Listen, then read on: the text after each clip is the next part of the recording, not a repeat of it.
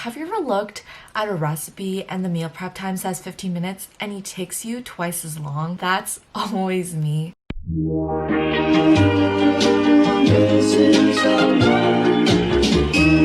Hey friends, if you're tuning in, you wanted to know what I eat in a 12-hour shift to keep myself from getting hungry. Let's just get right into it. So I am not the best meal prepper.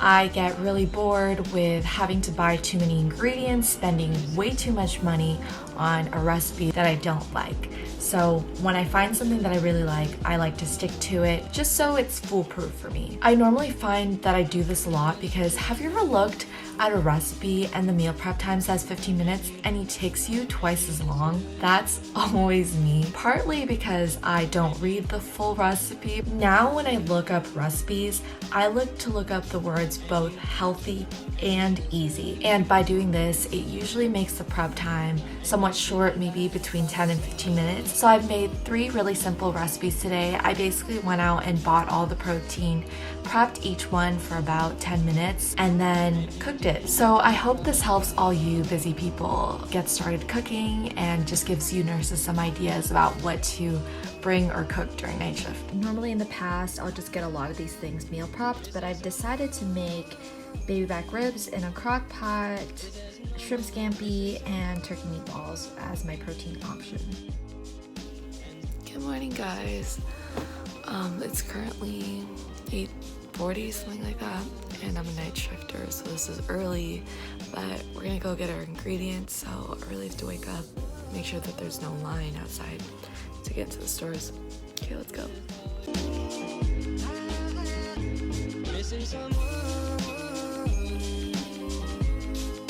I was supposed to go to the store earlier because they opened at 7, and I just have a really hard time getting enough sleep at night to be able to wake up in the morning. And so now these ribs usually take like 8 hours to cook, and they're not going to be cooked long enough, so I think that's what I'm going to start with.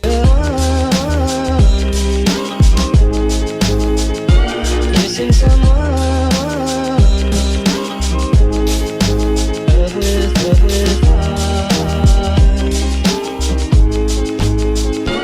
Missing someone.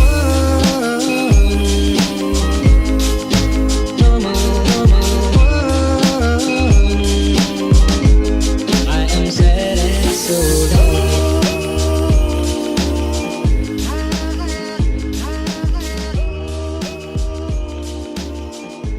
I am sad and so lonely.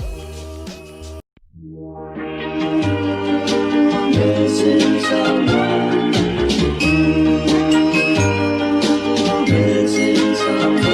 Missing someone.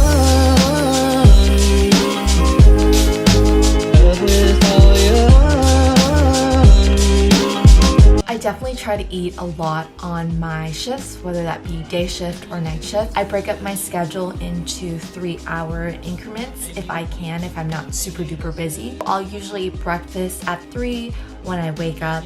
This is for night shift schedule. And then I will work out after, go to work, get my stuff done, eat again at 9 p.m. Try to get a snack in at 12, 3, and then 6 a.m.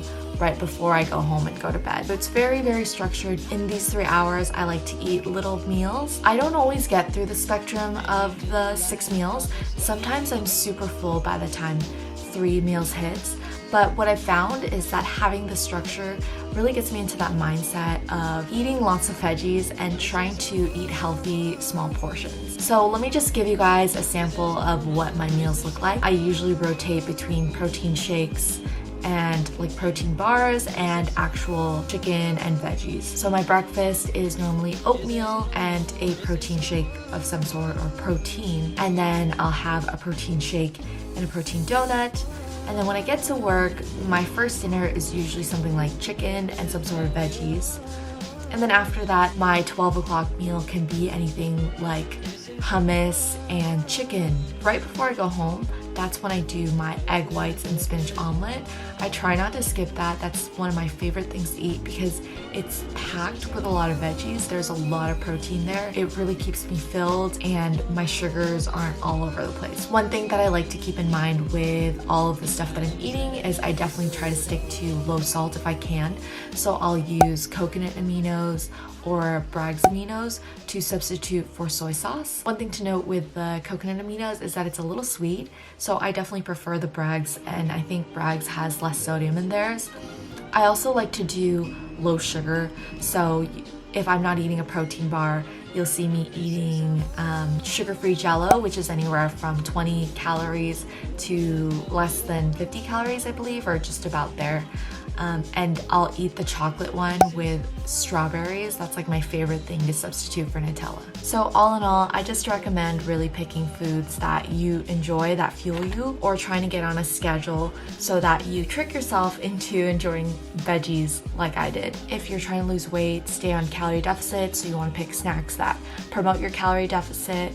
For me, that was carrots and hummus and sugar-free Jell-O and my protein bars and protein donuts.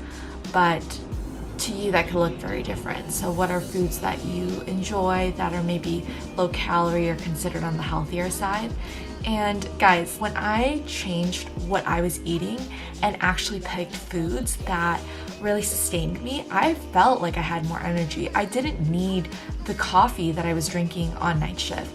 I could go and be fueled with just the food that I had. And I thought that was really awesome because when I was eating more crappy and not as well, I would need a lot of coffee to combat the sugar high that I would get and things like that. And it would be a cycle. So I really try to stick to low salt, low sugar, moderate carb. So for me, I definitely try to eat a lot of protein in my diet.